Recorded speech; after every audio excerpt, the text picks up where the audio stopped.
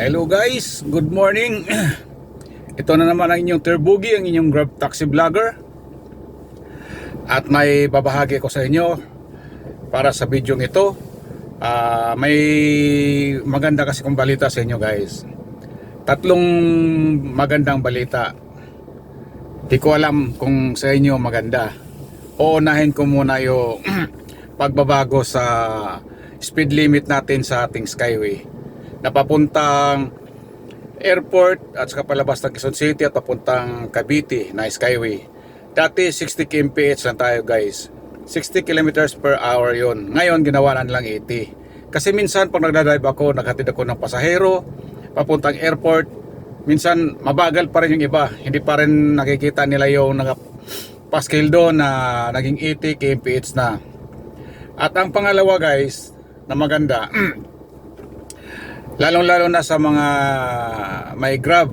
Pag nag-book po kayo ng Grab taxi sa airport po ng Terminal 1, pwede na po kaming mag-pick up ng pasahero doon sa baba sa arrival. Pero doon kayo pupunta sa Grab pick up point. Marami na rin kasamahan namin mga Grab taxi na hindi pa na alam na pwede pala kami pumick up ng pasahero doon sa arrival area sa Terminal 1. Pero hindi pa rin kami pwedeng magbaba ng pasahero doon sa arrival ng Terminal 1. Kaya siguro pag may hindi pa nakaalam ng mga Grab taxi driver at kayo pasahero nakakita nitong aking vlog, sabihin nyo na pwede na ho kami mga Grab taxi pipick up sa arrival. Pero doon kayo pupunta sa Grab pick up point. Doon lang po ang authorized na kukuha kami ng pasahero na galing sa Terminal 1. At ang pangalawa guys, hanggang ngayon marami pa ring mga pasahero natin na hindi nakaalam na ilan ng mga taxi company na 50 na po ang plug down. Kasi may mga pasahero pa rin nagtataka, uy kuya 50 na pala yung plug down natin. Sabi ko po matagal na po yan ma'am. At nung kalibrate nga po tayo, blinag ko po to. Pinaliwanag ko sa kanila na ang pagbabago sa dating 40 na plug down naging 50 na, pero yung succeeding minutes na 2 pesos every 1 minute at saka 13.50 every 1 kilometers. Yun pa rin, ang nagbabago lang yung plug down lang. At para naman sa mga nagbubuk din sa Grab Taxi, na minsan daw sabi ng mga kasamahan ko, nagtataka sila bakit sumusubra minsan yung estimate ni Grab. Kasi guys, ang estimate ni Grab doon sa fare nyo pag nagbubook kayo ng Grab Taxi, kasi ang sistema kasi sa Grab Taxi at sa Grab Car, ang Grab Car naka-fixed rate sila. Kami mga Grab Taxi, Metro plus yung booking fee. So kaya minsan sumusubra kami doon sa estimate ni Grab, lalo-lalo pag traffic. Siyempre tuloy-tuloy yung ng sequence na Metro natin. At ang pangalawa, hindi pa kinompute ni Grab ang 50 pesos na plug down. Ang computation pa rin ni Grab doon sa mga Grab taxi na ginagamit is 40 pesos. Kaya nagkakaroon din talaga minsan ng diferensya yung Metro namin.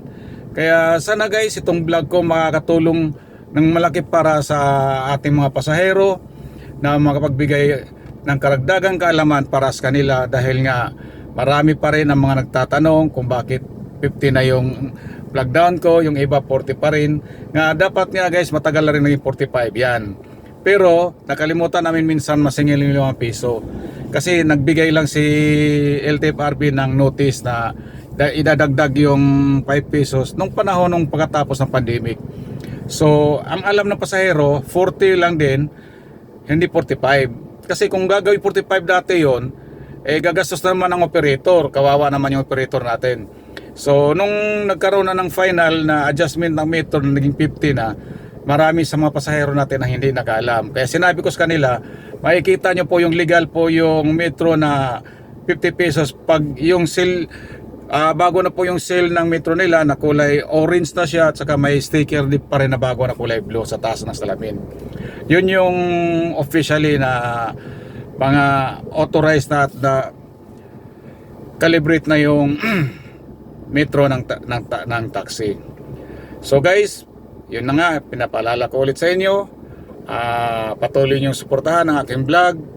like, share, na sana may marami pang makapanood sa aking video. At patuloy ko po ako magbibigay sa inyo ng magandang impormasyon. Basta lagi nyo tandaan, ang inyong Grab taxi vlogger na Sir Bogey Official.